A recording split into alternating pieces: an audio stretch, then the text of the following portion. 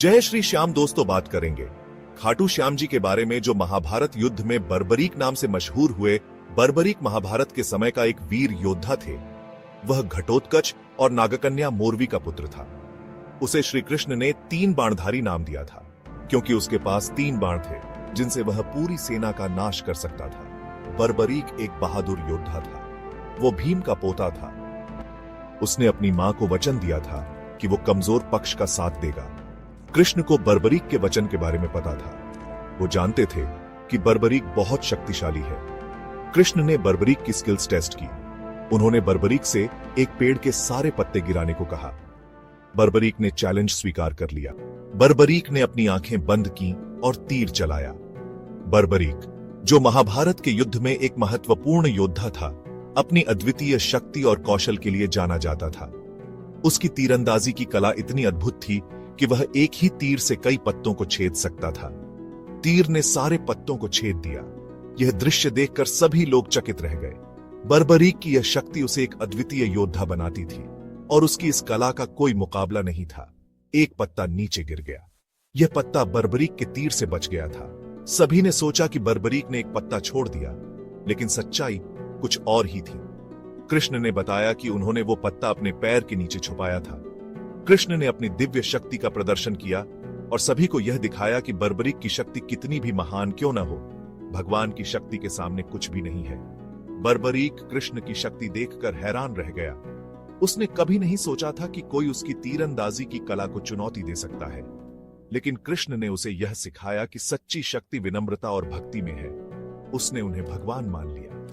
बर्बरीक ने कृष्ण के चरणों में अपना सिर झुका दिया और उन्हें अपना गुरु और भगवान मान लिया।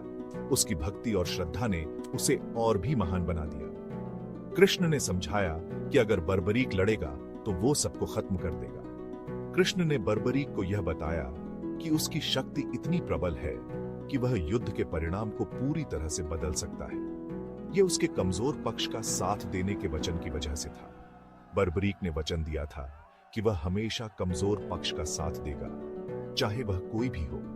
यह वचन उसे एक महान योद्धा बनाता था, लेकिन साथ ही यह युद्ध के संतुलन को भी बिगाड़ सकता था। कृष्ण ने दान में बर्बरीक का सिर मांगा। कृष्ण ने बर्बरीक से कहा कि अगर वह अपना सिर दान में दे देगा तो इससे युद्ध में अनावश्यक रक्तपात रुक जाएगा। बर्बरीक ने बिना किसी हिचकिचाहट के अपना सिर दान में देने का निर्णय लिया। इससे अननेसेसरी ब्लड शेड रुक जाएगा। बर्बरीक के इस बलिदान ने महाभारत के युद्ध को एक नया मोड़ दिया। उसके इस त्याग ने यह सुनिश्चित किया कि युद्ध में अनावश्यक रक्तपात न हो और धर्म की विजय हो। बर्बरीक कृष्ण की बात मान गया। उसने अपना सिर कुर्बान कर दिया। कृष्ण बर्बरीक के सैक्रिफाइस से खुश हुए। उन्होंने उसे वरदान दिया, बर्बरीक श्याम बाबा के रूप में पूजे जाएंगे। कृष्ण ने घोषणा की कि कलयुग में लोग बर्बरीक की पूजा करेंगे। वो उन्हें श्याम बाबा के नाम से पुकारेंगे। उन्हें अपने भक्तों के रक्षक के रूप में जाना जाएगा। खाटू श्याम मंदिर राजस्थान में है। यह मंदिर अपने अद्वितीय वास्तुकला और धार्मिक महत्व के लिए प्रसिद्ध है। खाटू श्याम मंदिर का इतिहास महाभारत काल से जुड़ा हुआ है, जब भगवान श्री कृष्ण ने अपने भक्त बर्बरीक को वरदान दिया था कि कलयुग में वह श्याम के नाम से पूजे जाएंगे। ये बहुत फेमस मंदिर है। हर साल लाखों श्रद्धालु यहाँ आते हैं, खासकर फाल्गुन महीने में, जब यहाँ का वार्षिक मेला आयोजित होता है। इस मेले में देश विदेश से लोग शामिल होते हैं और श्याम बाबा के दर्शन करते हैं। पूरे भारत से डिवोटीज इस मंदिर में आते हैं। यहाँ आने वाले श्रद्धालु अपनी मनोकामनाओं की पूर्ति के लिए श्याम बाबा से प्रार्थना करते हैं। मंदिर के प्रांगण में भक्तों की लंबी कतारें देखी जा सकती हैं, जो श्याम बाबा के दर्शन के लिए बेसब्री से इंतजार करते हैं। वो श्याम बाबा का आशीर्वाद लेने आते हैं। यहाँ की मान्यता है कि श्याम बाबा अपने भक्तों की सभी इच्छाओं को पूरा करते हैं। भक्तगण यहाँ आकर अपने दुखों और कष्टों का निवारण पाते हैं। खाटू का टेंपल टाउन हमेशा एक्टिविटीज से भरा रहता है। यहाँ के बाजारों में धार्मिक वस्त्र, प्रसाद और अन्य धार्मिक सामग्री की दुकानों की भरमार है। श्रद्धालु यहाँ से श्याम बाबा की मूर्तियां और तस्वीरें भी खरीदते हैं। त्योहारों के दौरान मंदिर में स्पेशली भीड़ होती है।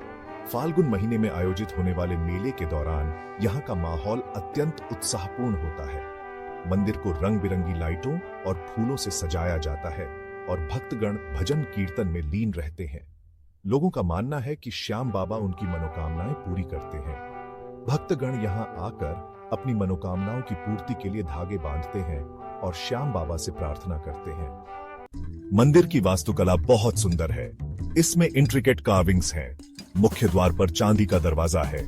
ये देवी देवताओं की आकृतियों से सजा है। जैसे ही आप मंदिर में एंटर करते हैं, आपको शांति का अनुभव होता है। वातावरण भक्ति गीतों से भरा होता है। अगरबत्ती और फूलों की खुशबू होती है। दीवारें हरे कृष्ण हरे राम के जप से गूंजती हैं।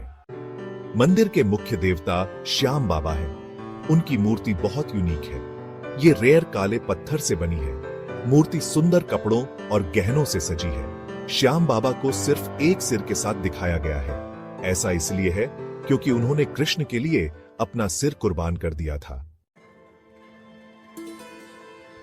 भक्त श्याम बाबा को कई चीजें चढ़ाते हैं। वो फूल, मिठाई और नारियल चढ़ाते हैं। एक स्पेशल ऑफरिंग श्रद्धा है। ये आटे, चीनी और घी का मिक्सचर है। भक्तों का मानना है कि श्रद्धा चढ़ाने से उनकी मनोकामनाएं पूरी होती हैं। मंगलवार को श्याम बाबा के लिए पर्टिकुलरली ऑस्पिशियस माना जाता है। हर साल खाटू में एक भव्य मेला लगता है। यह मेला राजस्थान के सबसे प्रसिद्ध मेलों में से एक है और इसे देखने के लिए लोग दूर दूर से आते हैं। इसे खाटू श्याम जी मेला कहते हैं। यह मेला खाटू श्याम जी के मंदिर के पास आयोजित होता है, जो एक पवित्र स्थल है। यह फाल्गुन के महीने में लगता है, जो फरवरी से मार्च तक होता है। इस समय मौसम भी बहुत सुहावना होता है, जो मेले की रौनक को और बढ़ा देता है। लाखों डिवोटीज इस मेले में आते हैं। यह मेला धार्मिक आस्था और भक्ति का प्रतीक है, जहां लोग अपनी मनोकामनाएं पूरी करने के लिए आते हैं। वो पूरे भारत और विदेशों से भी आते हैं। यहाँ आने वाले लोग विभिन्न संस्कृतियों और पृष्ठभूमियों से होते हैं, जो इस मेले को और भी विशेष बनाते हैं। ये मेला फेथ और डिवोशन का सेलिब्रेशन है। यहाँ लोग खाटू श्याम जी के दर्शन करने के साथ साथ विभिन्न धार्मिक गतिविधियों में भी भाग लेते हैं। वहाँ रिलीजियस आर्टिफैक्ट्स बेचने वाले कई स्टॉल्स होते हैं। इन स्टॉल्स पर धार्मिक वस्त्र, मूर्तियां और अन्य पूजा सामग्री मिलती है, जो भक्तों के लिए विशेष आकर्षण का केंद्र होती है। कल्चरल प्रोग्राम्स और परफॉर्मेंसेस भी होते हैं। यहाँ परंपरागत नृत्य, संगीत और नाटक प्रस्तुत किए जाते हैं, जो मेले की शोभा को और बढ़ाते हैं। ये कार्यक्रम स्थानीय संस्कृति और परंपराओं को जीवित रखने में महत्वपूर्ण भूमिका निभाते हैं। खाने पीने के शौकीनों के लिए भी यहाँ बहुत कुछ है। मेले में विभिन्न प्रकार के पारंपरिक राजस्थानी व्यंजन मिलते हैं, जो यहाँ आने वाले लोगों के लिए एक विशेष आकर्षण होते हैं।